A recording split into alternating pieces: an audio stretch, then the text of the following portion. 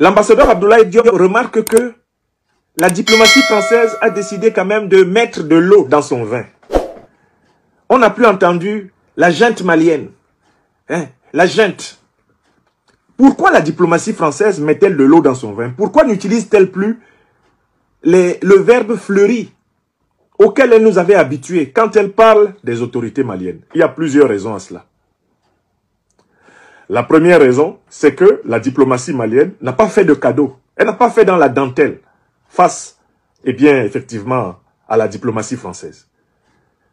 Depuis Le Drian jusqu'à Parly, jusqu'à maintenant Colonna et à sa secrétaire d'État Chrysoula Zakharopoulou, en passant par le président français Macron lui-même, chaque fois que la diplomatie française a fait feu sur la diplomatie malienne, la réponse n'a pas tardé. C'est la première raison. Ils ont commencé à se rendre compte que cette confrontation avec le Mali, pour une puissance qui fait partie quand même des 5 grandes puissances du Conseil de sécurité, est à son désavantage. Parce que chaque fois que la France s'attaque au Mali et que le Mali réplique, c'est la France qui perd des plumes. C'est elle qui se prévaut encore du statut de grande puissance détentrice du veto, du droit de veto au Conseil de sécurité de l'ONU. Donc quand elle s'attaque à un pays qui n'est pas considéré comme une grande puissance, la réplique de ce pays-là déplume la grande puissance. Ils ont fini par comprendre que s'attaquer frontalement au Mali, utiliser des propos virulents contre le Mali, c'est contre-productif pour eux parce qu'ils donnent en réalité le bâton au Mali pour les battre.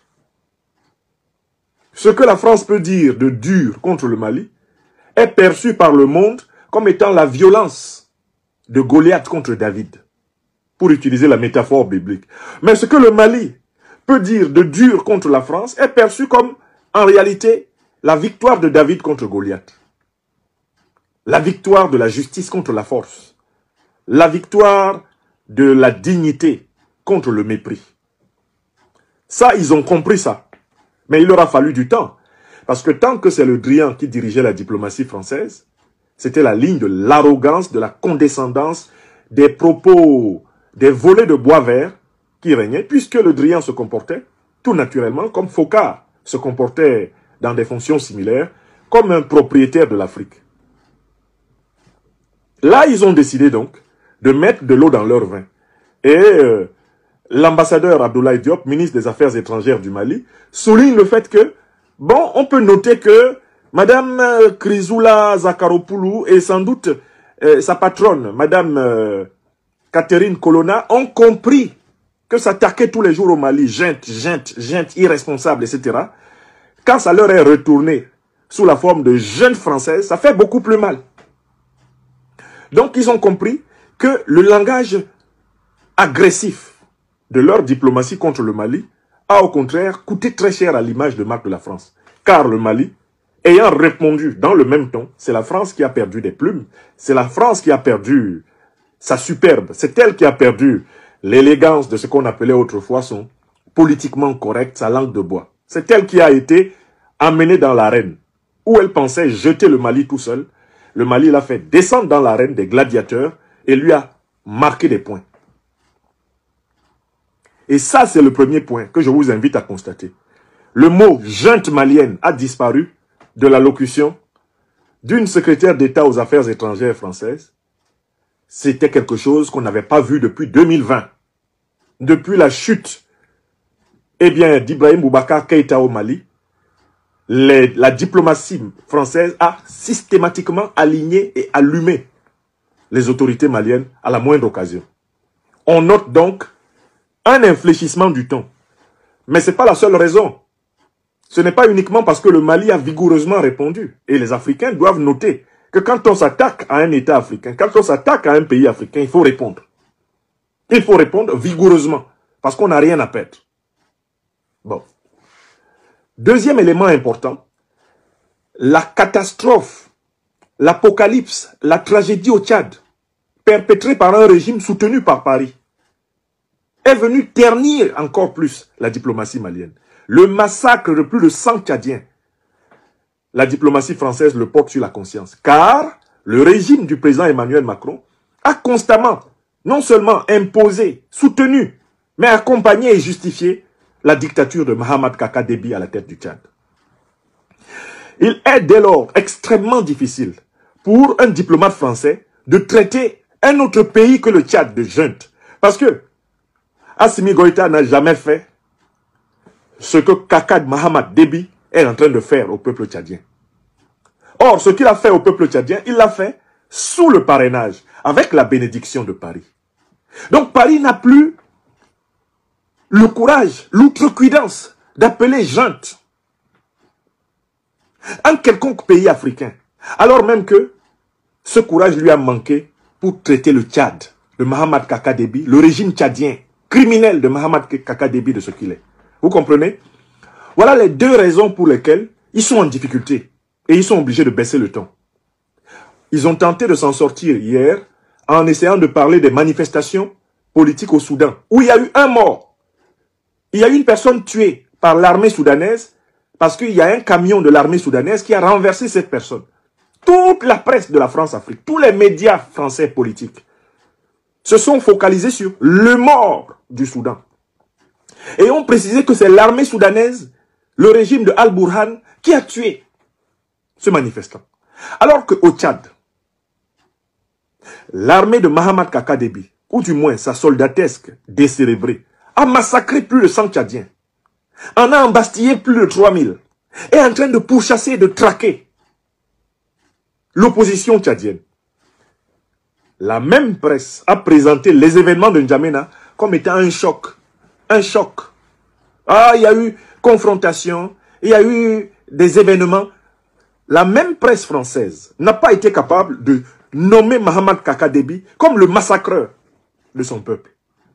Alors que pour un mort au Soudan, cette presse s'est précipitée hier à présenter Al-Burhan comme le massacreur d'un mort. Donc, ils ont tellement perdu leur crédibilité dans cette diplomatie du deux poids, deux mesures, cette diplomatie de la contradiction, cette diplomatie de l'absurdité, cette diplomatie de la négation de toute cohérence morale dans l'application des principes, qu'ils n'ont plus la force de dire la junte malienne. Parce que plus junte que le régime de Mahamat Kaka Déby aujourd'hui, on n'en trouve pas. La barbarie s'est faite en plein jour. On a massacré à bout portant des êtres humains qui manifestaient les mains nues au Tchad. Et ni la diplomatie française, ni la presse officielle française n'ont été capables de présenter Kaka Déby pour ce qu'il est, le boucher de N'Djamena. Comme ils n'ont pas la force de décrire leur poulain, celui que Emmanuel Macron personnellement a installé au pouvoir le 21 au 22 avril 2021 à N'Djamena. Comme ils ne sont pas capables de l'appeler le boucher, le barbare de N'Djamena, le monstre de N'Djamena. Comme ils ne sont pas capables de le dire, ils n'ont plus la force de maltraiter publiquement Assimi Goïta, maltraiter publiquement Choguel Kokala Maïga, maltraiter publiquement Abdoulaye Maïga, maltraiter publiquement Abdoulaye Diop. C'est devenu difficile. Mais chasser le naturel, il revient au galop. Derrière ce changement de ton, il y a quand même la prétention de dire que leur point de vue est véridique. D'où le deuxième argument d'Abdoulaye Diop. Abdoulaye Diop contre-attaque sur la question de l'origine de la crise géopolitique que connaît le Mali. En effet, Madame Chrysoula Zakharopoulou prétend que la France est intervenue pour sauver le Mali d'une crise géopolitique liée à l'invasion des terroristes qu'on appelle encore abusivement des djihadistes. Abdoulaye Diop dit, mais c'est faux.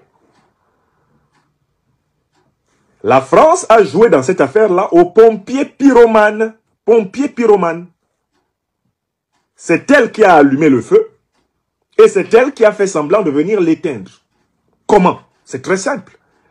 La déstabilisation de tout le Sahel, et notamment du Mali, a été accélérée, a été perpétrée dès lors que la France, les États-Unis et la Grande-Bretagne, dans le cadre de leur coalition armée de l'OTAN, ont attaqué la Libye, détruit la Libye, dépecé la Libye, en association avec Al-Qaïda et l'État islamique, en association avec les organisations terroristes.